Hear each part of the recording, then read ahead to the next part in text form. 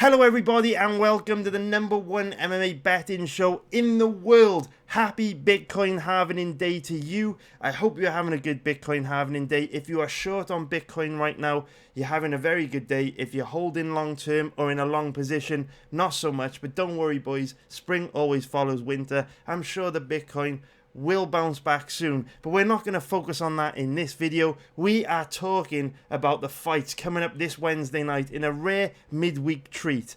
Very good card this, and I'm looking forward to jumping into it. Hopefully you'll be able to use the information in this video to either make some money this Wednesday night, or at the very least save yourself some cash by not placing some bets that may otherwise have lost and got you into a little bit of trouble. I also want to say a big thank you to all of you that took the time to subscribe, leave a comment and like last week's video for UFC 249. We did destroy that 400 like target, which meant we did a very cool live stream on Saturday night. The prop bets that I gave out in that live stream ended up doing pretty well and banked a solid overall profit. So if you would like another one of those live streams this Wednesday night, you know what to do boys. Hit the like button right now, and if this video gets 400 likes, I will do another live stream just a few hours before UFC on ESPN plus 31 takes place. And if you don't know what a prop bet is just a highly specific bet on a fight. So for example, this is not a recommendation, but Michael Johnson to win by knockout at TKO at 5.15, that would be considered a prop. So if you want that live stream boys, hit the like button below, 400 likes, and I will turn up Wednesday night and get that live stream done for you. Also want to remind you guys that at the moment, during the coronavirus pandemic and the lockdown, you can join my live betting service to take advantage of my highly profitable live betting tips. I cannot recommend these to you enough boys. Just go into the chat room, talk to some of my existing members for yourselves to see how lucrative this can be. Jump on this boys. We're probably going to revert back to the subscription model soon once this coronavirus storm blows over, so take advantage of this while you can. And before we get into talking about the fights that are going to be taking place on Wednesday night, I really just want to kind of very briefly recap last weekend's event, UFC 249. Don't want to spend too much time on it, or else this video is going to be super long.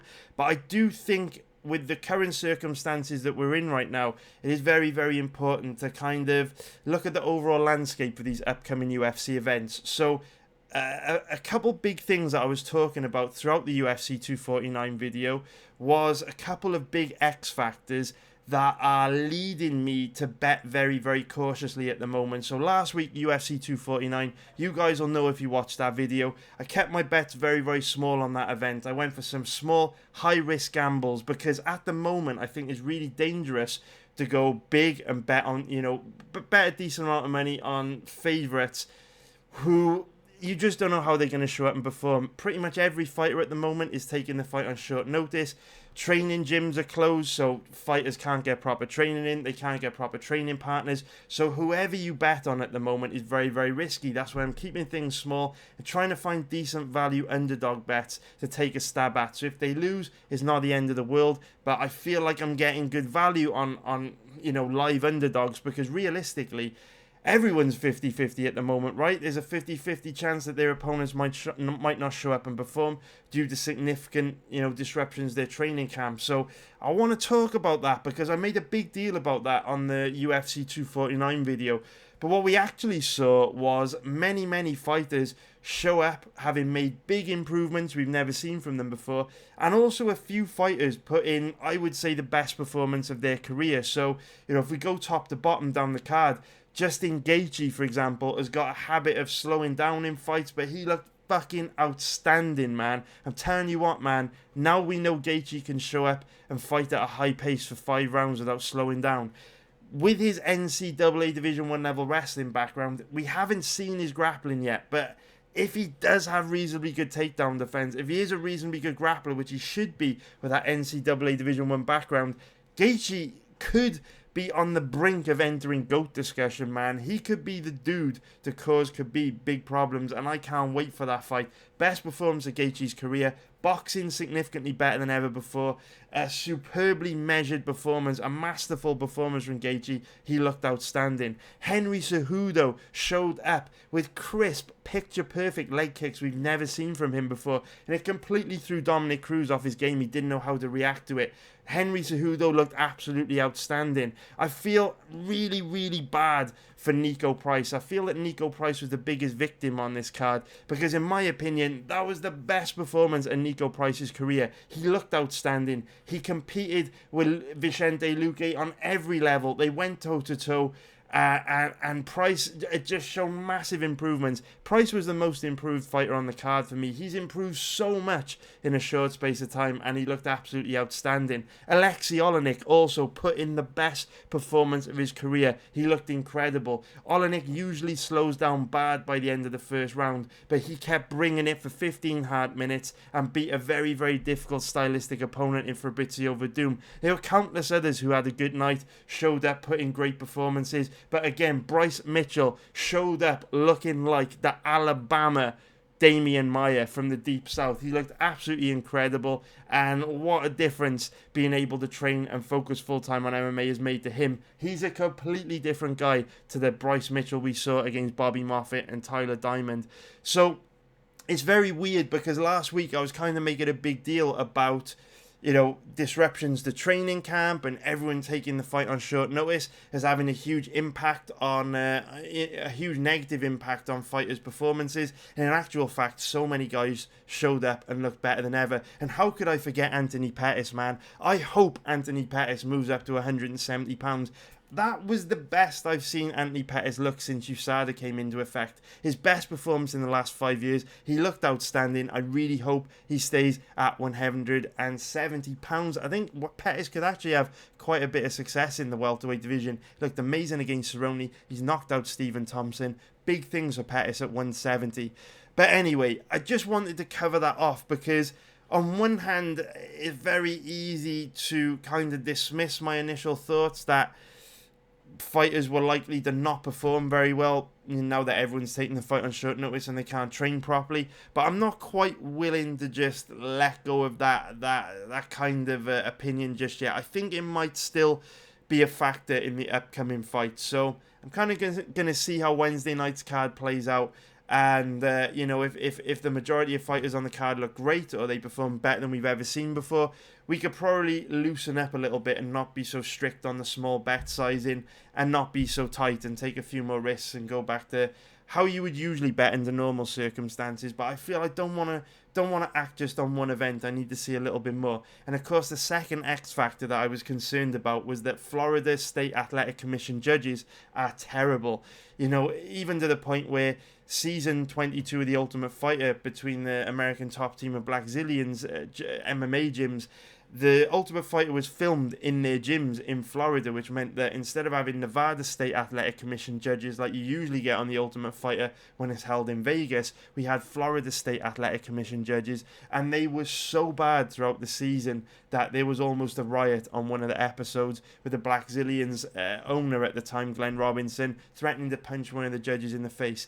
They're right up there with Texas as one of the worst commissions in the country. But to be honest with you, even though some people weren't happy with the decision in the Waterson-Esparza fight and the Cerrone-Pettis fight, I personally think the judges got both those fights right. I did score those fights for Esparza and Pettis. I thought overall, apart from a few weird scorecards like the 30-27 Waterson scorecard was a strange one, apart from a few weird scorecards, I actually think the decisions throughout the night were very, very good, which does give me some hope because over the next 3 events that are taking place in Jacksonville, Florida, we should have the same squad of judges pretty much, which I think is a really positive sign. I think the judges did a good job last weekend, so that's a very, very big positive. So I just wanted to cover off those X factors because I feel like if I didn't get them out the way at the beginning of the video, I would be talking about them in every fight and I would keep repeating myself. So now we've got that out the way, we can save a little bit of time when we discuss these matchups. So the first fight that I want to talk about in this video, we're going to go top to bottom,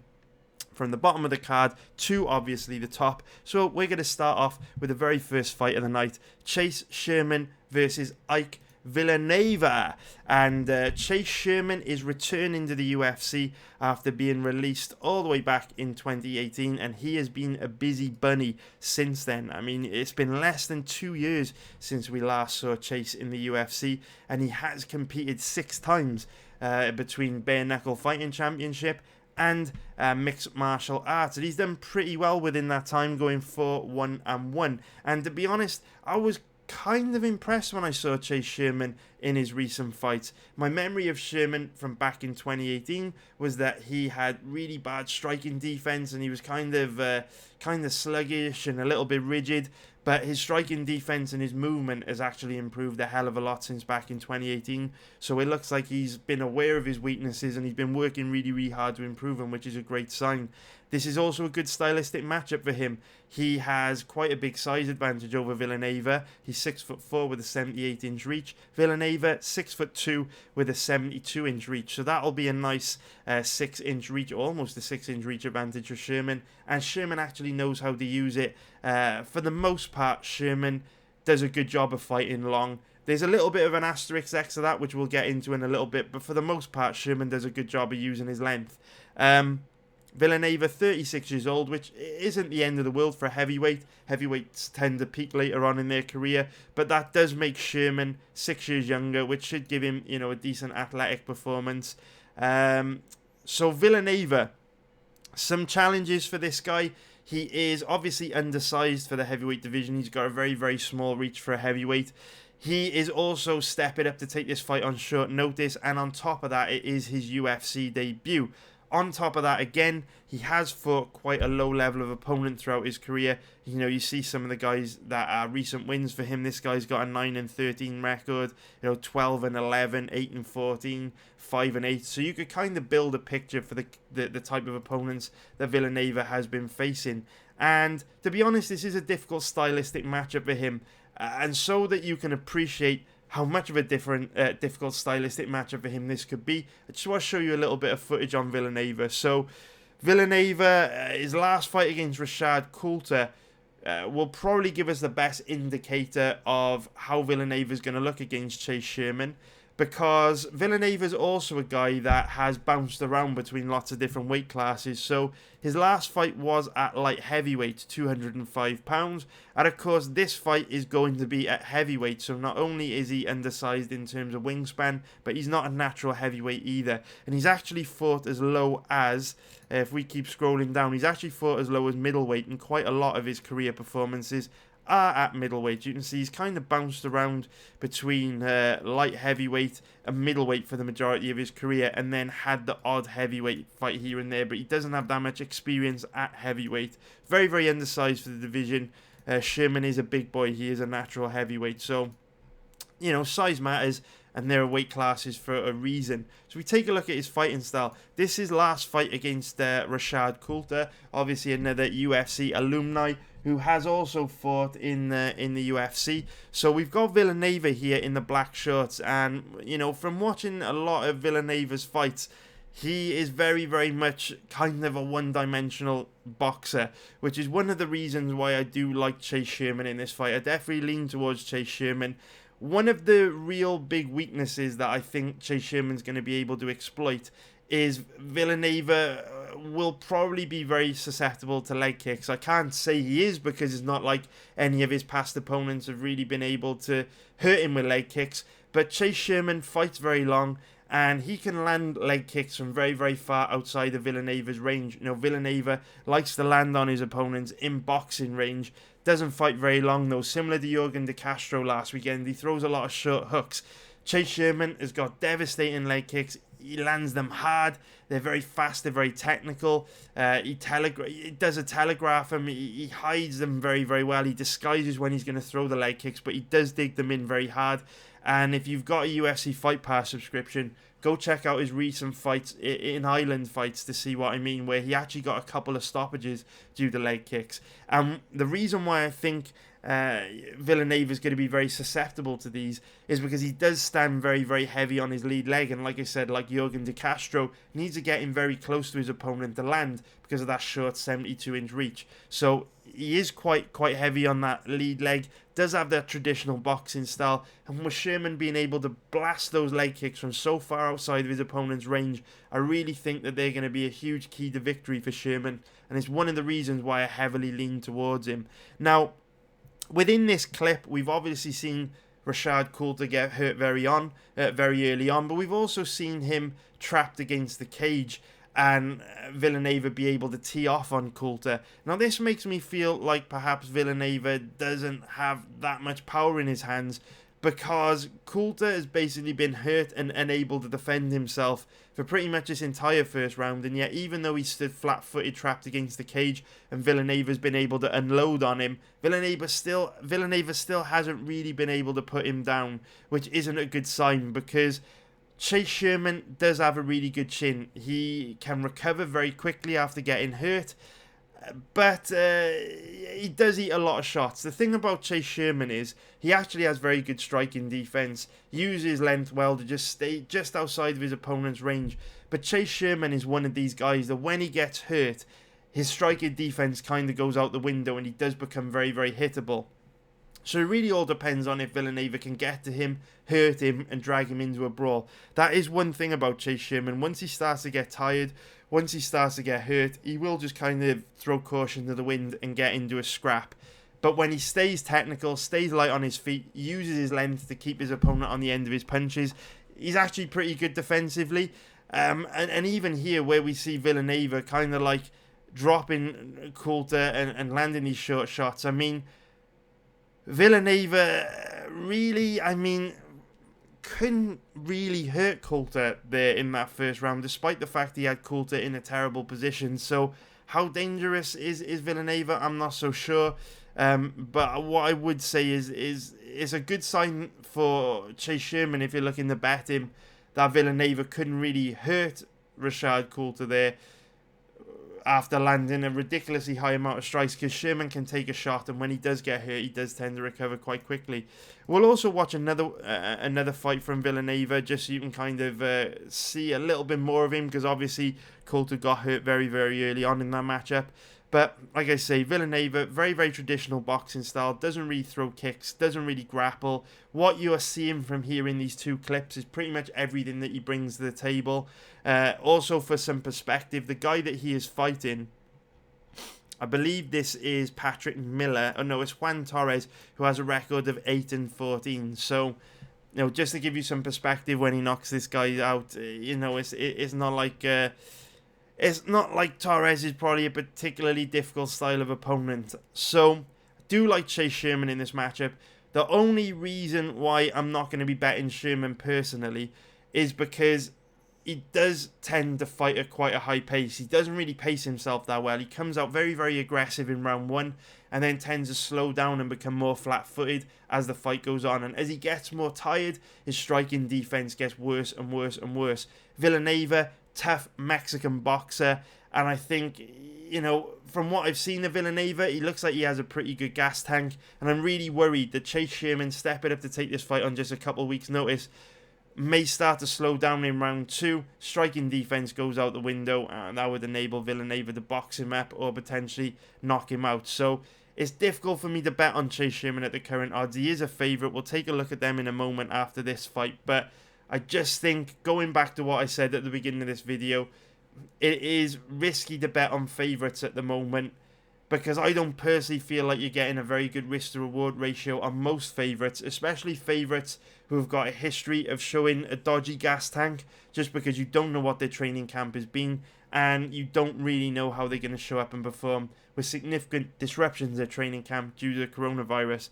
If Chase Sherman was taking this fight on a full camp, I would definitely bet him at his current odds, but it's just a little bit risky for me, because even though this is Villanueva's UFC debut, I actually think that I would trust his cardio a little bit more.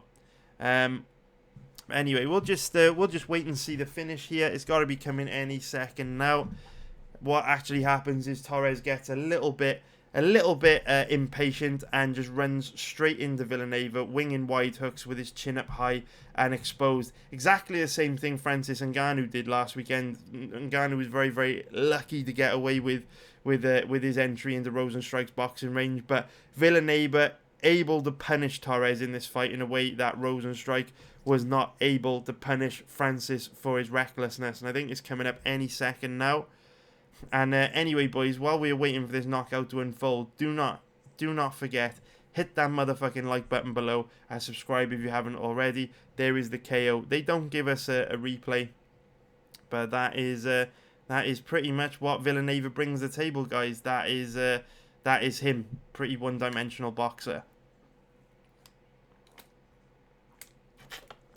So, if we look at the odds on this fight, we have got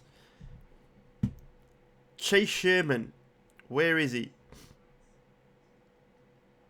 Where is he? Chase Sherman, currently around about an average of 1.67, which is minus 149 for an implied probability of 60%. And like I say, with him taking the fight on short notice, I don't have a lot of faith in his gas tank. It's difficult to give him a better than 60% chance of winning because it's a pass, so it's a pass from me.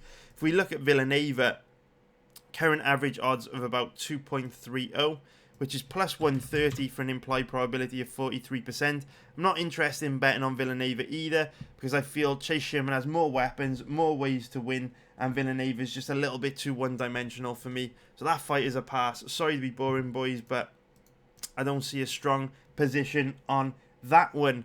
Okay, we now go on to the second fight, which is going to be Brian Kelleher against Hunter Azure. And what a cracking name Hunter Azure is. Now, Hunter Azure was one of the first names that jumped out at me on this card as a potential bet. Not because of any particular stylistic advantage that I felt that he had over Brian Kelleher, but because Brian Kelleher has been tweeting a lot of stuff lately, which are quite huge red flags, to be honest. So I'm going to share with you right now some of the stuff that is a little bit concerning and some of the stuff that makes it basically impossible to bet on Brian Kelleher at the moment. So I'm just going to scan through here. There's quite a lot to pick out. Brian Kelleher, I love Brian Kelleher because he is very, very honest. Gives us a lot of good information for us to use when we are betting on his fights. And I wish more fighters were as honest as Brian, to be honest with you. Let's take a look. So this is kind of like the first one. Brian says, will there ever be an MMA world where weight cutting is no more? When you talk about safety and health, when you talk about a healthy and safe sport, I don't understand it at all. That's like the first one. And then as we go on, it just keeps going, to be honest with you. So here he's saying he wants a 145-pound quarantine fight against another bantamweight. And as we keep going, let's take a look. There is a lot more than that. Let's take a look. Keep going. Keep going. Keep going. Okay, so this is a text conversation between Brian Kelleher and Hunter Azure. So Hunter is saying, I told him I'm down for a catch weight of 145. There are people willing to cut the weight by the 25th is the thing. We have all been quarantined and not in the ideal situation, so if you're willing to cut down, let's do it. And then Brian is saying, yeah, 145 is the lowest I'd be willing to go. If the UFC allows that, I'm in. Or even if you want to push it to May 2nd, I'm down for that too. Did the UFC agree with a catch weight or catch weight, do you know? And then Hunter is saying, we're not exactly sure. I just talked to my management team this morning. I told them whatever had to be worked out, I was willing to do 145, but I'm going to follow up with them soon. I know they were waiting for Sean to get back to them. And then, yeah, Brian and Hunter, who are both fighting this weekend, are trying to get the fight at 145 if they can. Now, Dana White came out on ESPN MMA with Brett Okamoto a couple weeks back and basically said that he doesn't want weight classes and rankings to be disrupted, so he's not interested in allowing fighters to compete at their non-contracted weight. So what that means is Brian Kelleher and Hunter Azure are both bantamweights to fight at 135 pounds. Both of them don't want to cut the weight down to 135 pounds because it disruptions their training camp due to the coronavirus. So they're both trying to broker a fight with the UFC at 145 pounds instead, on the basis that it's just two bantamweights that won't be cutting weight. Dana White has come out and said they're not going to do that, and basically said if you can't make your contracted weight, you should just sit on the sidelines and not fight at the moment. So because of that, the UFC are forcing these boys to fight at bantamweight instead, which means Hunter Azure and Brian Kelleher are both going to have to cut to 135 pounds, even though neither of them wants to. If we keep scrolling through Brian's Twitter feed here, he is saying, let's take a look. Here again, any bantamweights who want to fight at 145, I'm down. Fuck the weight cut during these times and not being able to get full training preparation. But one thing I know how to fight, and this kind of goes back to what I was saying at the beginning of the video, it's very, very risky to bet on fighters at the moment because we don't know what kind of training they're getting in. On any given night, they could just show up and significantly underperform. There's nothing we can do about it, okay? But what you can do is bet a little bit smaller at the moment when there's a lot of risk. What is he also saying? There's a bit more. It gets a little bit more revealing. He even says here, Fight Island opens up. He's down for a fight at 145 or even 155, but he wants to fight bantamweights.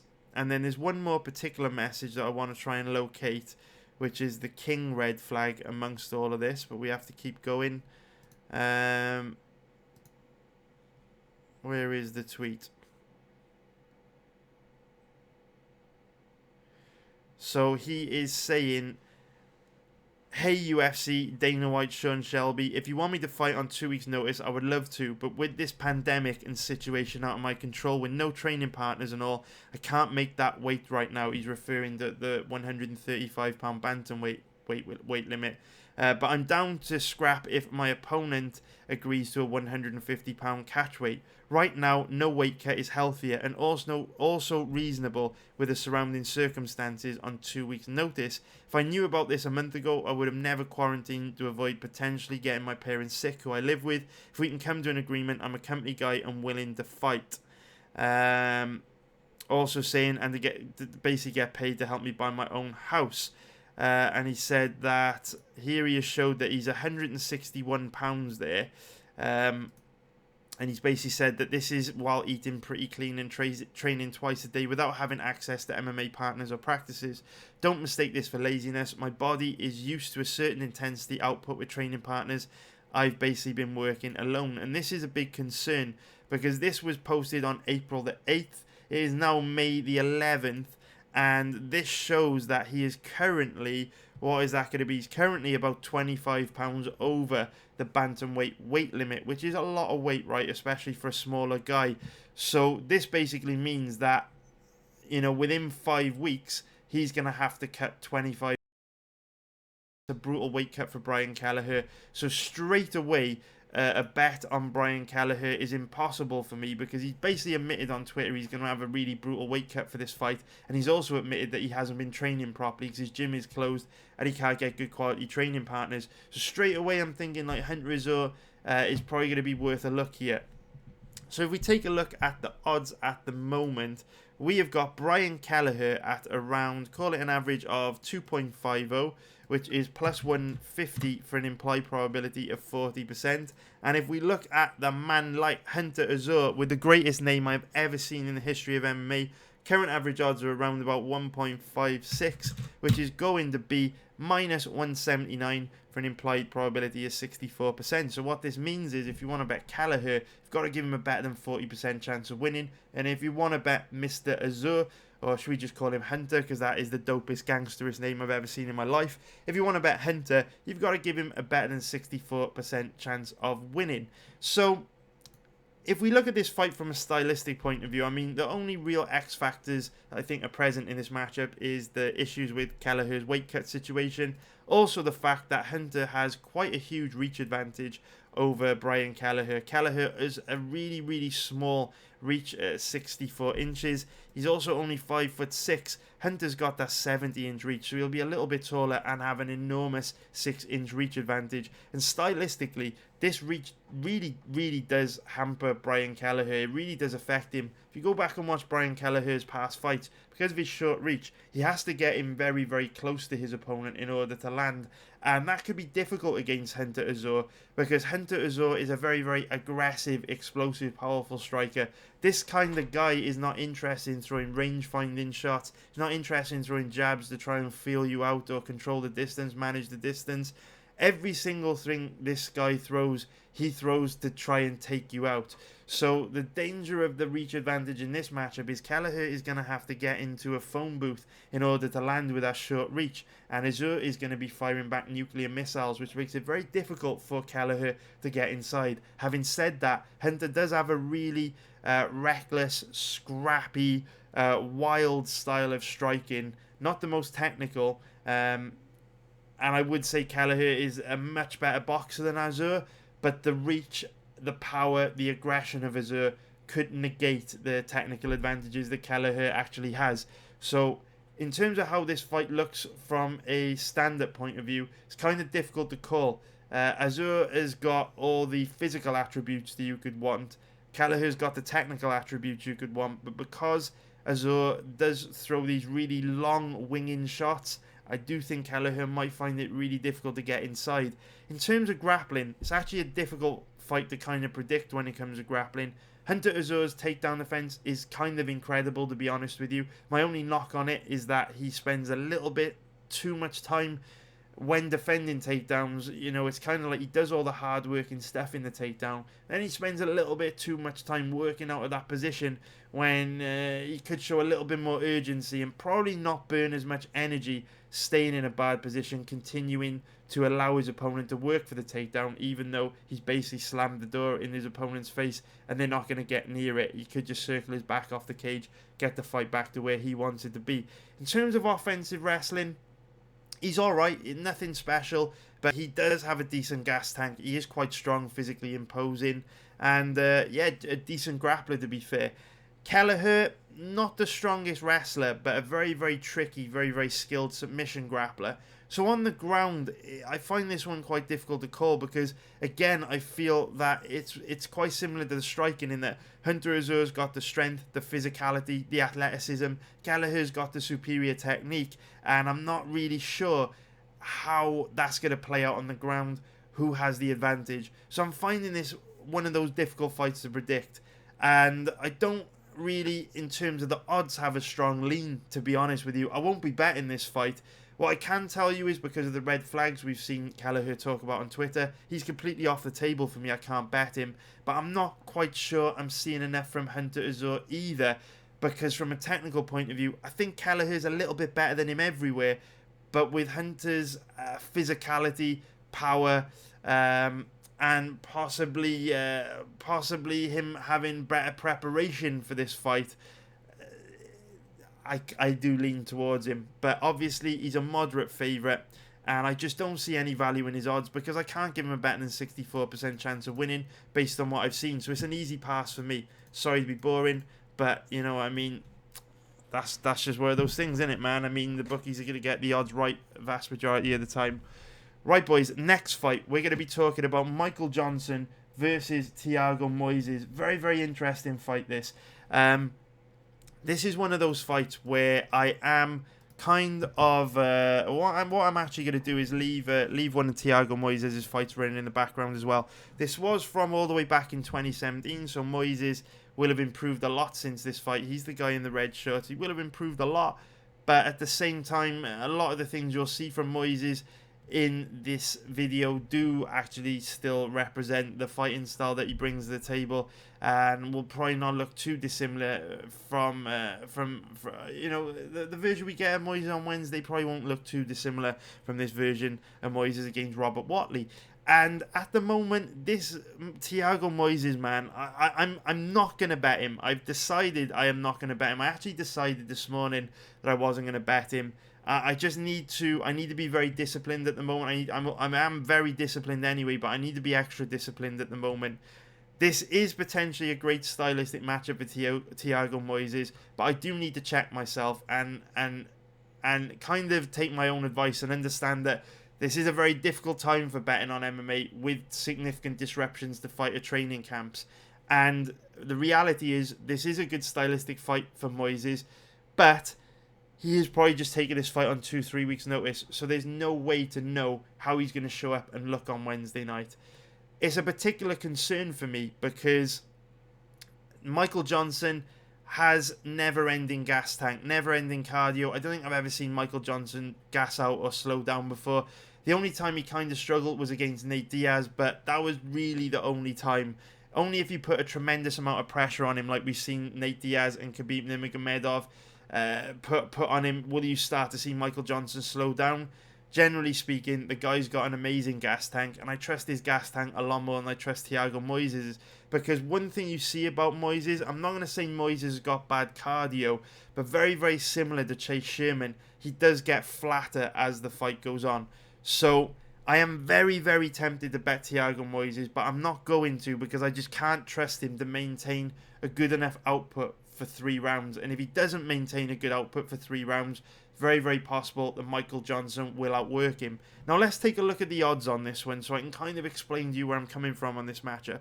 Both guys currently roughly around even money. You're getting the same price on both. Currently around about 1.91, which is minus 110 for an implied probability of 52%. I think that the reason why the odds are roughly around even here and they haven't moved too much is because this is a classic striker versus grappler matchup. Thiago Moises, very, very high-level Brazilian Jiu-Jitsu practitioner, and Michael Johnson is a super sharp, super technical southpaw striker. So you have both guys with very, very different styles, and it's very, very difficult to try and predict which guy's style will come out on top. The reason why I heavily lean towards Thiago Moises in this fight is because Moises isn't a bad striker. He can somewhat hang with Michael Johnson's standing. Michael Johnson will definitely have the advantage striking, but Moises can at least be competitive. On the ground, Michael Johnson has no chance with Thiago Moises. Moises is levels and levels and levels above Michael Johnson. Michael Johnson's at a very, very low level, is at a very, very low level on the ground. And if you put Johnson on in a bad position on the ground, you can usually find a submission or a way to get a stoppage. So if Moises can get this fight to the ground, Michael Johnson is going to be in big trouble. But the reason why it's difficult to bet on Moises here is because even though he's a decent offensive wrestler, Michael Johnson actually has really good initial takedown defense, okay? So you're probably calling shenanigans on that. You're probably like, well, hang on a minute. Stevie Ray's taking him down easily. You know, we've seen Khabib Nurmagomedov ragdoll him for 3 rounds. How can you say Michael Johnson's got good takedown defense? Well, the devil is always in the detail. If you look at Michael Johnson's takedown defense stat, he's actually defended 78% of all takedowns, which is very, very impressive considering that statistic is gathered from 1, 2, 3, 4, 5, 6, 7, 8, 9, 10, 11, 12, 13, 14, 15, 16, 17, 18, 19, 20, 21, 22. So that statistic has been accrued from 22 fights, which is very impressive when you take into consideration the fact that Michael Johnson has been consistently competing against top 10 to top 15 lightweights throughout his entire time in the UFC. And on top of that, he's fought tons of strong wrestlers, guys like Jonathan Brookins, guys like Tony Ferguson, Danny Castillo. We've got Reza Madadi, Gleison Tebow, Beneil Dariush, Khabib Nurmagomedov, Darren Elkins, Josh Emmett, all these guys, decent grapplers, decent wrestlers, and yet Michael Johnson's been able to defend 78% of the takedowns against these guys. It's impressive, but Michael Johnson is one of these guys that does a really good job of stuffing the initial takedown, similar to what we saw from Michelle Waterson in the 2nd and 3rd round of a fight against Carla Esparza on the weekend, in the sense that when you shoot in on Michael Johnson, he's very, very good at clearing his legs and not allowing you to get anywhere near him. Very, very difficult to tie up because he's got great footwork, he's very fast, and because he reads his opponent very well, sees the entry coming from a mile away. Problem with Michael Johnson is that if you start to chain into additional attempts, he becomes very, very easy to take down. So it's difficult to actually get a hold of him in the first place. If you do get a hold of him, chances are you're going to be able to get him on the ground. Now, my concern with Moises is, even though he does have decent offensive wrestling, decent takedowns, he's actually not a bad chain wrestler. Because he gets flatter as the fight goes on, as his explosiveness drops as the fight goes on, he becomes easier for MJ to read, and it will become easier to stuff Moises' takedowns. So you've watched this first round of Thiago Moises here, and you can see he's quite light on his feet. He moves quite well. He's quite sharp. And even here you can see that Moises is moving very well. I mean, he snaps off a beautiful body kick there, and I've just got to pay a huge compliment to Moises. He's not the best boxer, but his kicks are superb. Very, very well-timed head kicks, body kicks, just devastating kicks, man. It's going to be difficult for him to have success with them against Michael Johnson, who's very good at controlling the distance. He's a very, very rangy, technical, heavy-handed southpaw striker. But Moises' kicks, absolutely fucking fantastic. We love Moises' kicks. Now, you see at the beginning of the round, he's very, very light on his feet, very, very sharp, very technical. But as the fight progresses, this is round 2. As we come to, if we just scroll ahead to kind of like the end of the second round, what actually happens is Moises becomes much more flat-footed. Notice here that he's nowhere near as light on his feet, and it becomes easier and easier to back him up and trap him against the cage. You see here, Whatley's able to trap him flat-footed against the cage and can start to tee off on him. This is my big concern, because the reason why Moises is getting backed up easily like this, and the reason why he's looking quite flat, is just because Whatley is putting a pace on him that he can't keep up with. And if you force Moises to work, I've noticed that he does slow down. He does become flat-footed. This happens in all of his fights. He looked very good in his last fight against Ismagulov, but he did somewhat slow down, albeit not as much as here, not as much as UFC debut against Beneil Dariush. We also have to remember he's taking this fight on 2-3 weeks' notice, so the chance of him showing up with cardio like he did in the Ismagulov fight is very, very unlikely. But here we just see it's much easier for Whatley to kind of back him up against the cage, trap him, pick him apart. He's much more flat-footed here than he was in round 1. And that's a big problem against a guy like Michael Johnson, who carries devastating knockout power, blistering speed, very, very accurate boxing, and is a tricky southpaw man. So I guess the point I'm trying to make is, on the ground, Michael Johnson's in huge trouble. But standing up, if Moises doesn't finish Johnson in round 1, starts to become flat-footed and slows down in round 2, you could see Michael Johnson put an absolute striking clinic on this guy. Because like I say, Michael Johnson's got never-ending genetic cardio, and Moises tends to slow down. So that's how I see this one, boys. I mean, you can see here Moises getting trapped very easily against the cage. It is not good, man. It's not good against anyone. It's especially not good when you've got a dangerous striker like Michael Johnson in front of you. But like I say, I do lean towards Thiago Moises because his grappling advantages are massive. If he gets MJ to the ground, MJ's doomed. He really, really is.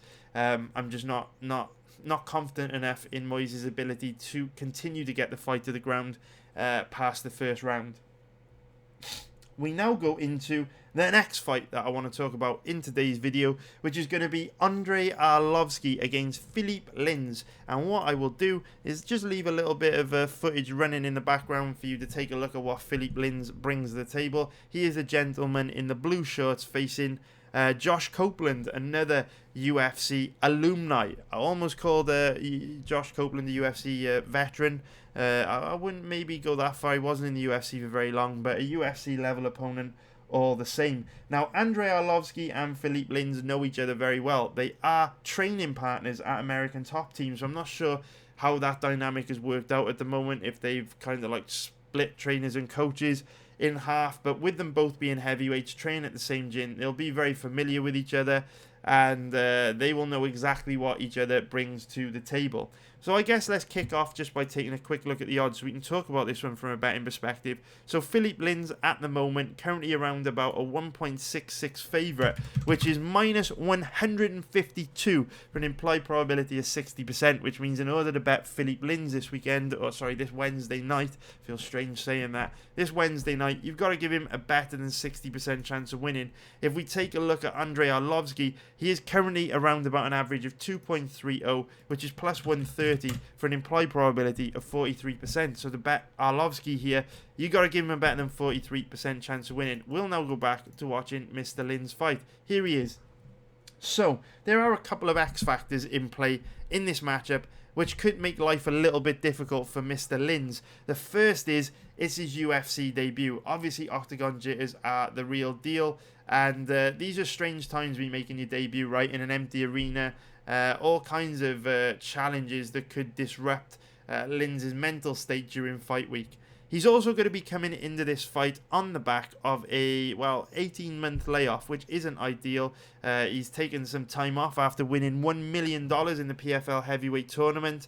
So on top of that, what I would also say is that this is his UFC debut, 2-year layoff. He's obviously coming in on short notice. So those are three pretty big X factors which make life difficult for Philippe Linz this weekend. But he does have youth on his side. Obviously, Andrei Arlovski, 41 years old now.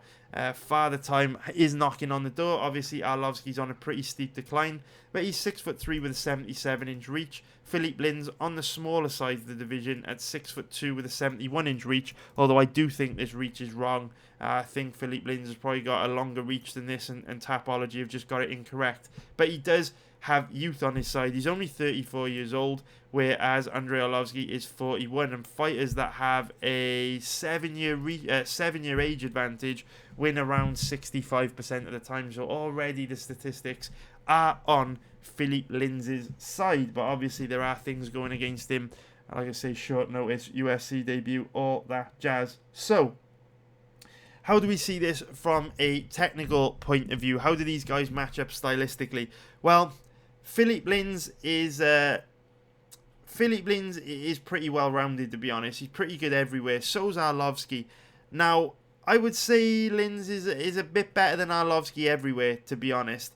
What I would also say is he's very, very much defensively minded. So Linz is one of these guys that in a lot of his fights has quite a low output. He struggles to put his stamp on rounds, and that's interesting because Arlovski over the last few years has kind of had the same problem, but both guys have got pretty good striking defense. What you'll notice about Linz is he only really lets his opponents, he only really lets his hands go when his opponents attack him, and he kind of comes forward and pressures them to bait them into opening up. When it comes to striking, I actually think because both these guys are very, very defensively minded, because at times they both struggle to put their stamp on rounds, I actually think if the fight stays standing, it could be very, very close. I think this one's got split decision written all over it. I don't see either guy as having a particularly big advantage.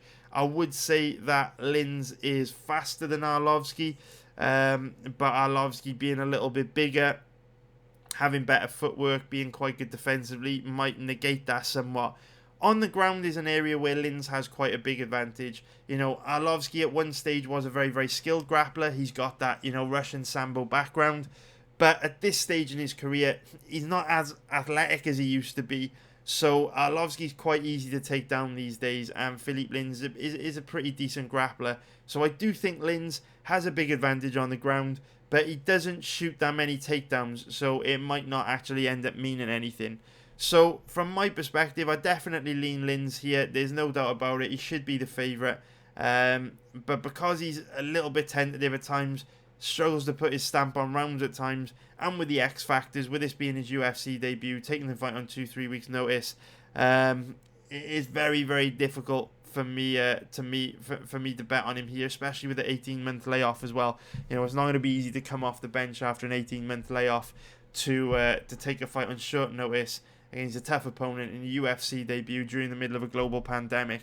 There's a lot of challenges that Philippe Linz has got to face coming into this. So yeah, that's pretty much it for this one, boys. I am not going to be betting on this fight again. Sorry to be boring, but that's just how I see it going. We now move on to the next one, which is going to be Carl Roberson. I don't want to say Robertson. I know my accent makes it sound like I'm calling him Robertson. It is Roberson. Carl Roberson versus Marvin Vettori. So Vettori was the first name that jumped out at me as a potential bet on this card. I thought that Vettori would be a great bet, and I was very, very, very, very, very disappointed by what I saw when I researched this one and went back and studied all their recent fights. Vettori, I was really let down by what I saw. I thought this guy would be a great bet because from memory, thought that he would be a good enough boxer to keep the stand-up exchanges competitive, and I thought that his grappling would really be the difference in this matchup, and it might be. It might end up being the difference in this matchup, and Vettori might end up winning this fight, but based on past performances, I am not that confident in him. Not confident enough to pull the trigger anyway. If we look at the current odds on this fight, we have got Vettori at around about 1.59, which is minus 169 for an implied probability of 63%. Vettori's odds are very, very slowly declining. If we take a look at the odds movement chart here, you can see that, wrong guy. We can see that Vettori's odds are on a steady decline.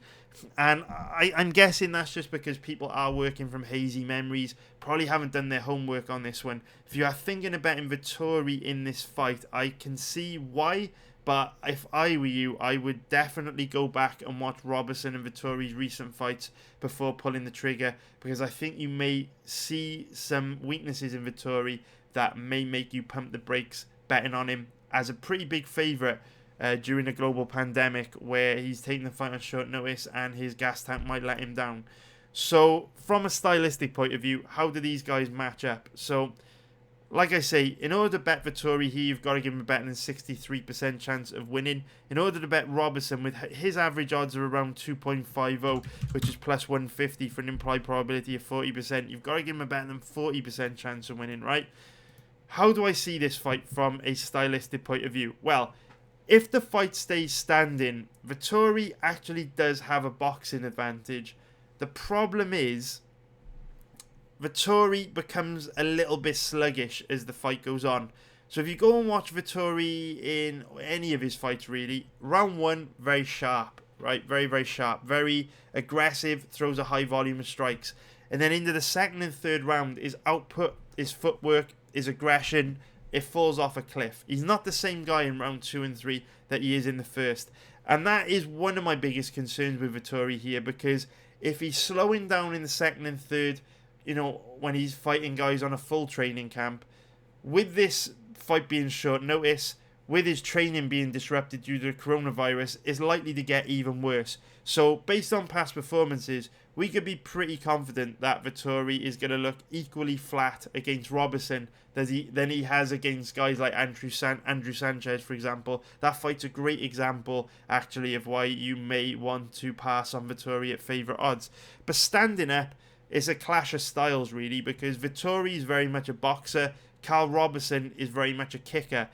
But Roberson has one particular weapon in this fight which should be incredibly effective for him, and that is his leg kicks. He has devastatingly powerful leg kicks, very fast. He digs them in so hard, and Roberson inflicts a tremendous amount of damage with his leg kicks. This is significant because Vettori is very susceptible to leg kicks. Go watch his fight against Cesar Ferreira to see what I mean. He doesn't check him, he doesn't see him coming, and he's not fast enough to slip him. Vettori stands very, very heavy on his lead leg in a traditional boxing stance, and Roberson can absolutely chew that lead leg up. I wouldn't be surprised if Roberson were able even with leg kicks, or severely injure him, buckle his legs, something like that. Leg kicks are a massive, massive, massive factor to take into consideration in this matchup. And even though I would give Vettori the boxing advantage from a technical point of view, what you notice about Vettori is as the fight wears on, he becomes less technical, he becomes sloppy, whereas Roberson has excellent cardio, he's still sharp, he's still technical, even deep into the third round. So even though the striking may be somewhat competitive in round one, I think as the fight wears on into the second and third round, Roberson's going to have more and more success. Now, in terms of... sorry guys, I am very, very sorry about this. How unprofessional of me. Let's just get rid of that. I am obviously trading Bitcoin at the moment, and I set a price alert up for when Bitcoin dropped below 8,400, and it just has, and I forgot to close down my trading view, so I am very, very sorry about that, guys. But anyway, back to this. How embarrassing. I'm sorry, boys. I'm just trying to make a little bit of money over here while I'm also recording a YouTube video. But I am sorry. I'll keep an eye on it out the corner of my eye, though, because things are getting spicy on Bitcoin at the moment. Currently in a short position. That is up 70% on the day. This is my most profitable single trade of all time. But anyway, boys, back to the fight. Carl Roberson is not as good as Vettori when it comes to defense. Roberson is actually, when I talk about defense, I mean head defense. Vettori's bad in terms of leg kick defense. In terms of head defense, Roberson isn't great, to be honest with you. But he can take a shot. And like I say, as the fight wears on, Vettori becomes significantly less dangerous. Now, in terms of grappling, I mean, Vettori is light years ahead of Roberson when it comes to grappling. Roberson is white belt level on the ground. He is a very, very, very, very, very low level grappler. I know you may say, but hang on a minute. Roberson submitted his last opponent by rear naked choke, but trust me, boys, Roberson is at a very low level on the ground. Vettori is several levels above him. Problem with Vettori is that he doesn't have very good offensive wrestling. He's quite a big guy. He's quite stiff. He's quite rigid. And because of that, he struggles to shoot in deep on his opponent's hips. All of Vettori's takedown entries come above hip height, and the kind of guy Roberson is makes him very difficult to take down unless you're getting in deep on his hips. So Roberson, similar to Uriah Hall in many ways, we spoke about this last week, Roberson is very athletic, very, very explosive, has great balance. And when he's focusing on defending the takedown, he's difficult to take down. He's got the correct technique. He knows he needs a dig for underhooks. He creates a wide base against the cage. And he's got great balance. Like I say, very, very explosive, athletic, and difficult to take down. Roberson's problem with takedown defense is that he gets complacent. And for whatever reason, instead of always focusing on defending the takedown, he is prone to slipping on a banana skin and giving up an easy takedown by maybe throwing strikes instead of fishing for underhooks, something like that. That could get him into trouble against Vettori because the skill gap on the ground is so big. Vettori might only need one takedown in order to get a finish on the ground. The problem is Vettori's offensive wrestling is so average that because he slows down into the second and third round, I believe that into the second and third round, Vettori's just not going to be able to get Roberson down unless Roberson completely implodes. Like, to be fair, he kind of did against Wellington Turman. Unless he completely implodes like he did against Turman, it's going to be very, very, very, very difficult for Vettori to get this fight to the ground in the second and third round with the kind of takedown entry he uses. So for that, we are now up 80% on this trade. Holy shit balls. We are making money today, boys. But anyway, this is very exciting. I am sorry. But anyway, because Vettori tends to slow down into the second and third rounds, I don't think he's going to be able to get Roberson down in round 2 and 3 because Roberson's got great balance. He's very explosive. And with Vettori shooting in high above his opponent's hips, I just don't think Vettori's going to have the drive, the strength, the athleticism to get Roberson down in the second and third unless, like I say, Roberson slips on a banana skin, gives up a weak takedown by not fully concentrating on actually defending the takedown. So it's a pass from me, boys, because from my perspective, you know, I don't really want to bet on... I don't want to bet on Vettori because there's a lot of... I think he might have a lot of issues in getting Roberson to the ground, and I think he's going to lose the fight if it stays standing. At the same time, I don't want to bet Roberson because Vettori only needs one takedown in 15 minutes to potentially dominate on the ground and submit him. So it's super risky either way. I don't see a strong position on either guy, but I do see a strong position on this fight. When I say strong position, I don't want you to...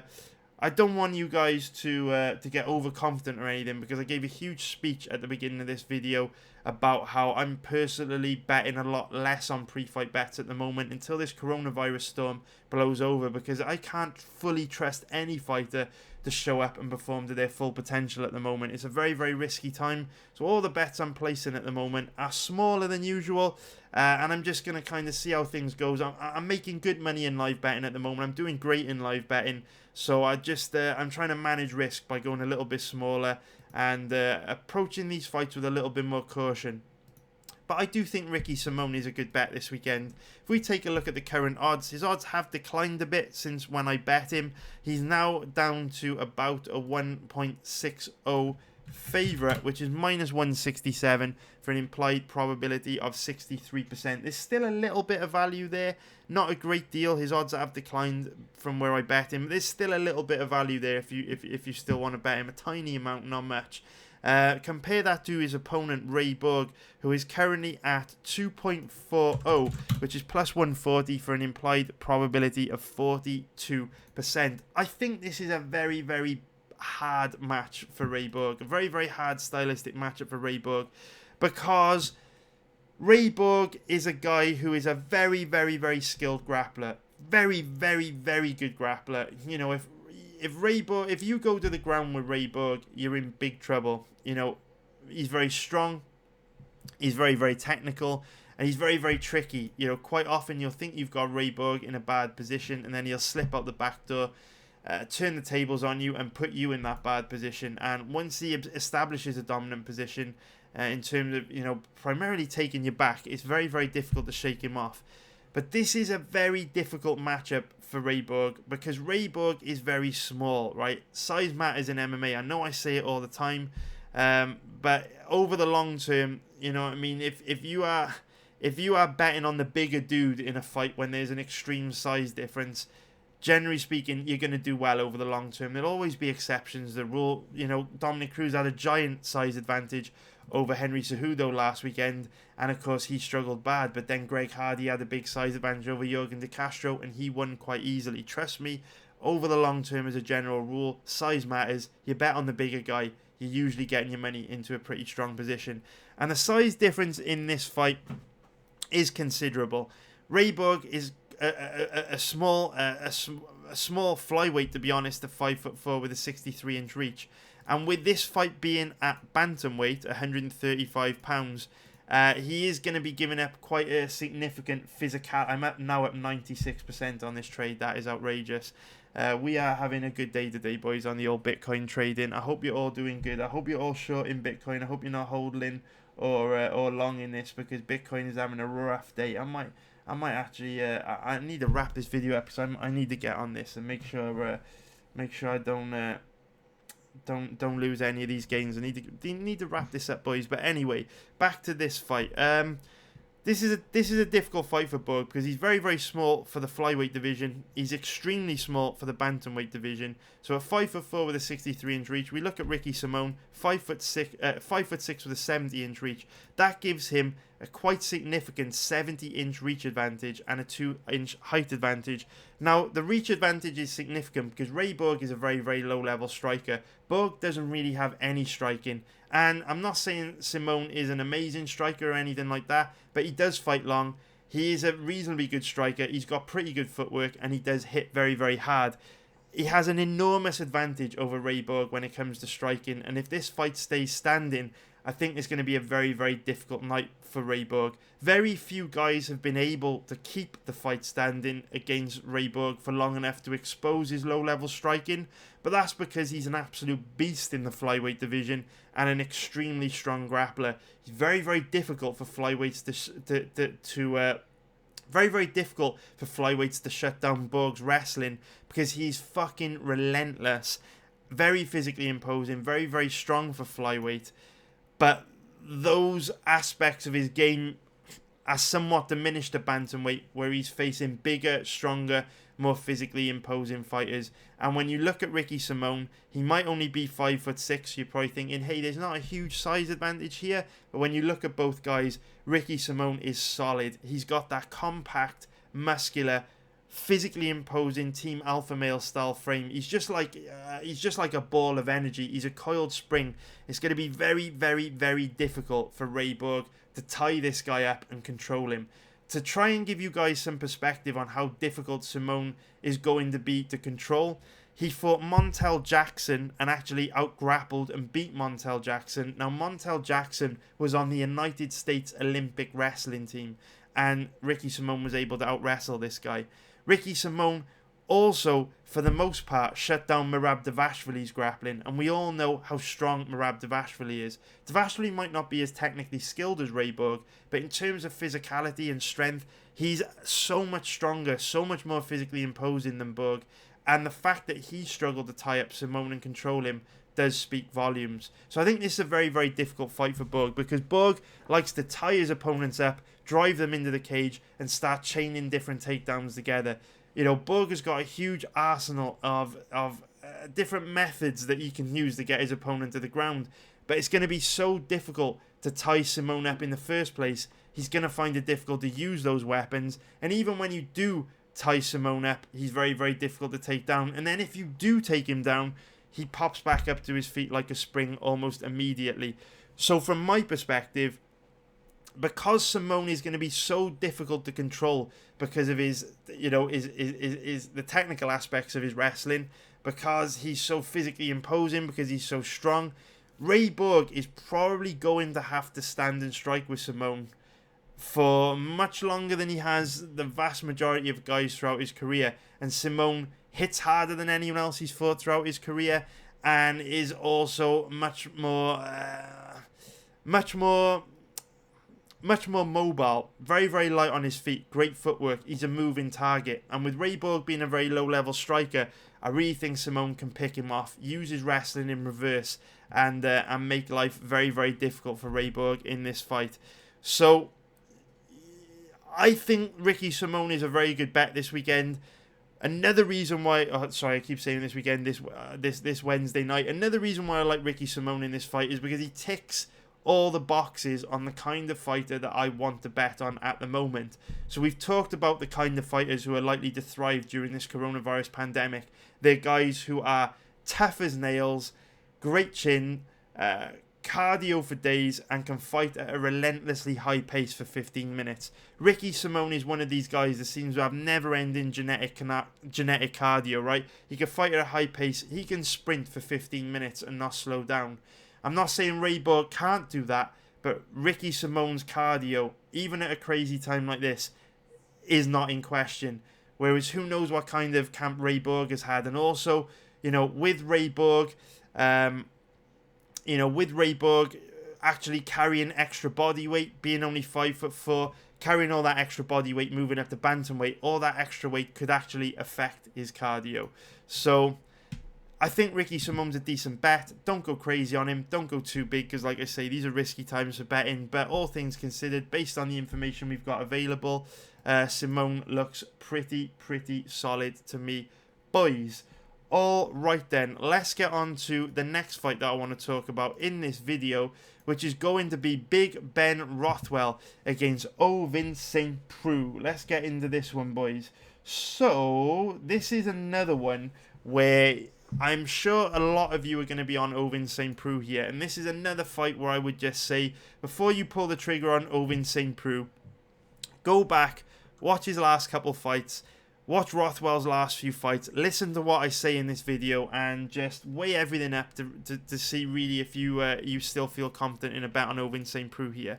So if we look at the current odds, St. Preux currently around about a 1.71 favourite, which is minus 141 for an implied probability of 58%. So if you want to bet St. Preux here, got to give him a better than, a better than 58% chance of winning. And if you want to bet on Big Ben Rothwell, you've got to give him a better than, oh, actually, we haven't popped the odds in yet. His odds are 2.20, which is plus 120 for an implied probability of 45%. So if you want to bet Rothwell, got to give him a better than 45% chance of winning here. So many of you will be tempted to bet on Ovin St. Preux in this fight, based on the fact that Rothwell has looked really bad in his last few fights. And I completely agree with you. You know, Rothwell, you know, after several suspensions for using performance-enhancing drugs, at 38 years old, there's no doubt that his best days are behind him. He's very slow, he's very easy to hit, he's just not that athletic anymore, and it's struggle city for Ben Rothwell at the moment. I can see why people like Ovin St. Preux in this fight, but styles do make fights, and this could potentially be very difficult stylistic fight for Ovin St. Preux. This is because St. Preux is very much a single shot fighter, in the sense that he'll throw one big huge explosive head kick, one big explosive left hook from the southpaw stance, and then he'll kind of hope that his opponent will feel his power, back off a little bit, go into a defensive shell, and give him some time to then catch his breath and recover, just like a video game character, recharge his energy bar for the next explosive attack. Rothwell doesn't play that game. Rothwell literally walks his opponent down, blocks punches with his face, which is obviously a negative as well because he's prone to being knocked out. But he does have an amazing chin and he can take it. You know, if you look at Rothwell's record, he's had almost 50 pro fights. And he's consistently competed against some of the best heavyweights in the world for as long as I can remember. And looking back through his record, no one's really knocked him out in 50 pro fights. I mean, Velasquez stopped him with punches. Andre Arlovski stopped him with punches. But that is pretty much it. You know, 2 stoppages due to strikes in almost 50 fights against 2 of the best heavyweights of all time. There's no shame in that. So when you look at the guys that Rothwell has fought, some real heavy hitters, he's able to hang in there with them, stand right in front of them, take their best shots, and basically eat them like cupcakes, and they don't seem to bother him. So even though Ovin St. Preux carries devastating knockout power, he's very, very dangerous. We know that Rothwell could take a shot. Even at 38 years old, even at this stage in his career, he still has a pretty good chin. So the reason why I think this could be a potentially difficult fight for St. Preux is because if you make this guy work, he does slow down. And Rothwell has got that style of fighting where he loves to put loads of pressure on his opponents, walk them down, block punches with their face. And it's demoralising to see a guy like Rothwell walk through your best shots. With a guy like Ovin St. Preux, if Rothwell keeps coming forward, pouring it on with that Diaz style, I'm not saying Rothwell is anything like Diaz, but he does come with wave after wave after wave of pressure like Diaz. Ovin St. Preux is very, very likely to slow down early, midway point of the second round, and that enables Rothwell to kind of take over. So I get everyone's concerns about Rothwell, I absolutely do, but I definitely lean towards him on this fight because I think Ovin St. Preux is unlikely to be able to back Rothwell up and stop him from coming forward with single shots. And I think Rothwell has got the chin and the toughness to walk through Ovin St. Preux's best shots, pour it on, and take over in the latter stage of the fight. I don't see this fight going to the ground because Rothwell is very difficult to take down, very difficult to hold down, and Rothwell's not athletic enough to shoot takedowns on his opponent and put Ovin St. Preux on the ground. So I do see this being a stand-up fight, slightly leaning towards Rothwell. For all his technical weaknesses, he does have a style which could cause Ovin St. Preux big problems. For me personally, I'm not going to bet on either of these fighters just because Ovin St. Preux does have devastating knockout power and Rothwell's very hittable. And at the same time, not going to bet on Rothwell for those reasons. He's very hittable. He could get knocked out. You guys know what I'm saying. I'm kind of just summarising it all. But yeah, OSP could knock Rothwell out. Don't trust Ovin St. Preux either because he might slow down under Rothwell's pressure. So I don't really know which way this is going to go. Also, one more thing to note on this fight.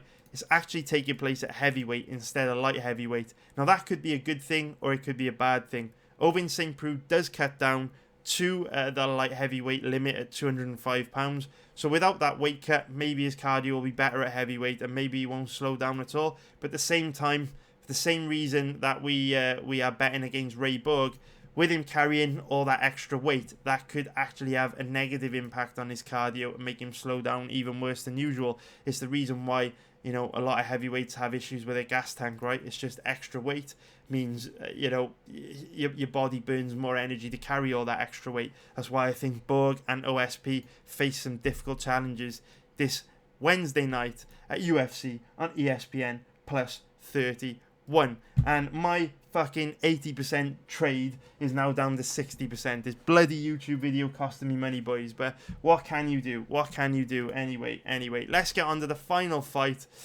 in this video, and then we can go back to trying to squeeze a little bit more profit out of this trade. We're going to be talking about the main event between Anthony Smith and Glover Teixeira. So just like Marvin Vettori, Anthony Smith was one of the first names that jumped out at me as a potential bet on this card. I absolutely loved Anthony Smith on this card. I thought he would be a great bet, and I'm sure many of you watching this also think that Anthony Smith is a great bet. But I would really, really urge you to do your homework on this one. If you are thinking of betting Anthony Smith in this fight, please, please, please, I urge you to go watch his matchup against Alexander Gustafsson and Volkan Ozdemir. Anthony Smith will show you some red flags within these matchups that I'm pretty sure will scare you off betting him.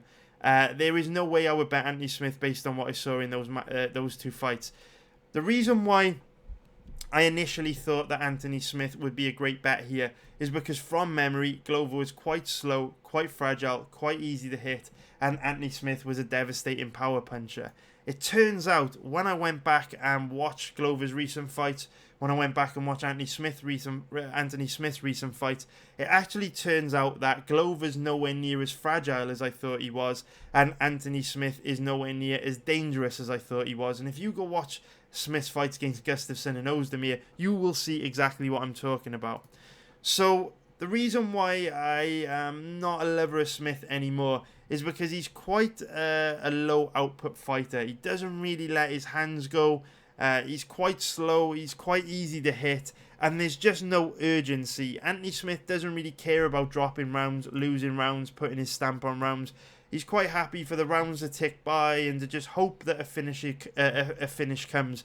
And I really, really hate that about a fighter, because like Chael Sonnen says, when you try to win a fight by knockout, you often end up losing a decision. And I think that's something Smith may really fall victim to in his career. His output against a lot of guys is very, very low, and he also accepts being in bad positions for way too long. Like, he'll just spend way too long on his back or way too long being controlled against the cage. Doesn't show any urgency to work out of those positions. Glover, of course, is the complete opposite. Very, very high output fighter, very, very aggressive. When the fight is standing, he's constantly in his opponent's face, throws a high volume of strikes. On the ground, he's constantly working, constantly trying to advance position, constantly trying to do damage. And for that reason, I think there's a good chance Glover can outwork Anthony Smith throughout the duration of this fight.